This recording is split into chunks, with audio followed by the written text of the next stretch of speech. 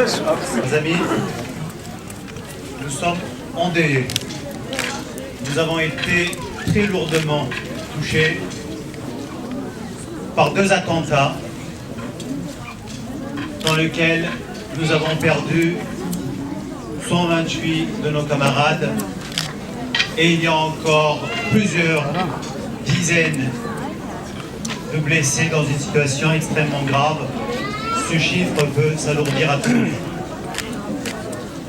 On se doit de se poser la question de savoir comment et pourquoi un tel événement peut arriver dans une capitale d'un État hyper militarisé, d'un État hyper policé, dont le nombre de policiers est extrêmement important, d'un État membre de l'OTAN et un des plus importants pays membres de l'OTAN, un pays qui veut jouer un rôle important dans la région au Moyen-Orient et dans un pays où justement les renseignements généraux sont au courant quasiment de tout. Aujourd'hui, selon différentes informations, il y aurait plus de 3000 militants de Daesh qui se baladeraient tranquillement à l'intérieur des frontières de Turquie. Il y aurait plusieurs centaines de militants, de futurs militants de Daesh qui attendraient de traverser la frontière avec la complicité de l'État. Ces personnes sont connues des habitants. Ces personnes sont connues des habitants des quartiers. Et ils sont donc connus aussi par la police. Ces personnes sont autorisées à commettre des crimes, des attentats. Celui qui avait posé la bombe à Diyarbakir a été saisi. Ce jeune homme avait été arrêté il y a 2 jours avant qu'il dépose la bombe.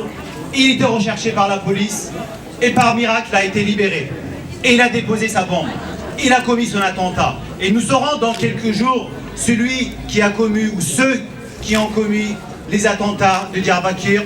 Et nous saurons également qu'ils l'ont fait avec la complicité, sinon la complaisance de l'État, des renseignements généraux. Chers amis, la Turquie joue un rôle dangereux. La Turquie de Erdogan souhaite devenir une puissance régionale depuis 2007 avec la complicité des États-Unis, des Américains. Dans cette politique, les renseignements généraux limites ont une place particulière, ce qui expliquerait pourquoi le président des renseignements généraux, Hakan Fidan, joue également un rôle très important. C'est lui qui mène les négociations avec le leader kurde et c'est celui qui donne les ordres aux députés.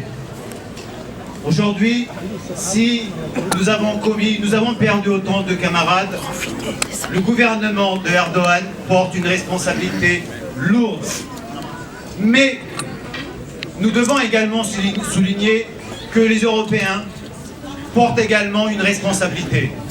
On ne peut pas lutter contre Daesh, mais aussi passer des alliances avec ceux qui soutiennent le Daesh. Aujourd'hui, la France a un accord avec le Qatar. Aujourd'hui, la France a des liens avec l'Arabie Saoudite.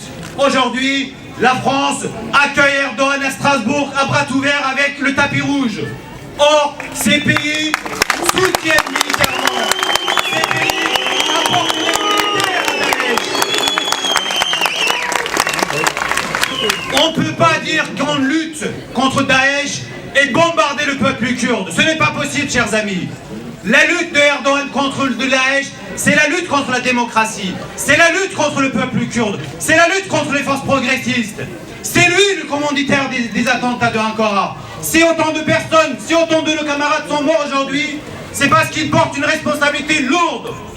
Aujourd'hui, tous les téléphones, tout l'internet, tous les réseaux sociaux sont écoutés, sont surveillés en Turquie. Comment ça se fait que des militants de Daesh arrivent à se balader? Ils arrivent tranquillement dans un meeting où des pacifistes, chers amis, des pacifistes, des personnes, des enfants, des femmes, des jeunes se sont réunis pour revendiquer la liberté, pour revendiquer la paix, pour revendiquer que la guerre s'arrête. Ces militants de Daesh arrivent, comme par hasard il n'y a pas un seul policier, comme par hasard les forces militaires ne sont pas là, et il arrive à commettre ce crime. Chers amis, Erdogan a entamé le début de sa fin depuis quelques années. Plus sa fin approche, plus il devient enragé, si vous me le permettez le terme. Et plus il devient enragé, plus il s'attaque aux forces révolutionnaires, aux forces progressistes et au peuple. Et bien nous devons accélérer cette fin. C'est dans l'intérêt de tout le monde. C'est dans l'intérêt de la démocratie et c'est dans l'intérêt de la liberté. Merci.